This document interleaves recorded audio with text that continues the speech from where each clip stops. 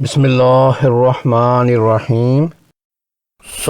صاد اور لام یہاں ملا کر پڑھنا چاہیے۔ صاد لام یا۔ وصل الاولا کا مخفف ہے، اس علامت پر بغیر رکے تلاوت جاری رکھنی چاہیے، یعنی ملا کر پڑھنے کو وقف پر اولیت حاصل۔ وآخرون یقاتلون فی سبیل اللہ فاقرؤوا ما تیسر منہ۔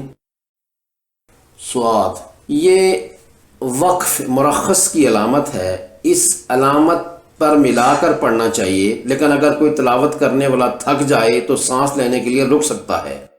اس علامت پر ملا کر پڑھنے کو وقف مجوز سے زیادہ ترجیح حاصل ہے۔ وَكَانَ يَأْمُرُ أَهْلَهُ بِالصَّلَاةِ وَالزَّكَاةِ وَكَانَ عِندَ رَبِّهِ مَرْضِيًّا۔ لا نفی کے معنی میں آتا ہے یعنی نہیں۔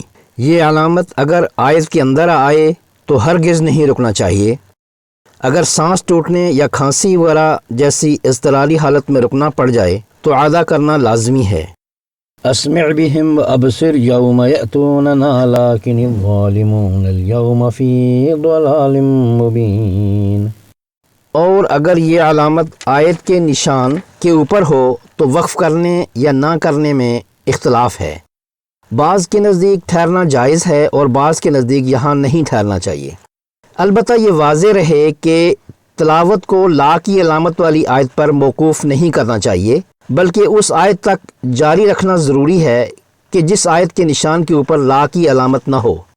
وَلَا تُطِعْ كُلَّ حَلَّافٍ مَّهِينٍ ہماز مشاء بنمیم مناع للخیر معتد اثیم عتل بعد ذلك زنیم ان کان ذا مال وبنین۔ کاف کذالک کا مخفف ہے، یعنی جو علامت اس سے پہلے گزر چکی ہے وہی یہاں سمجھی جائے۔ عین کی علامت جو حاشیے پر ہوتی ہے اس کا مطلب ہے کہ یہاں رکوع مکمل ہو گیا ہے۔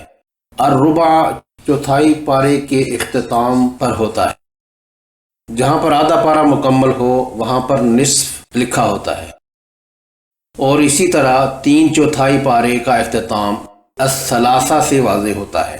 جس مقام پر سجدہ تلاوت واجب ہوتا ہے وہاں پر سجدہ لکھا ہوا ہوتا ہے۔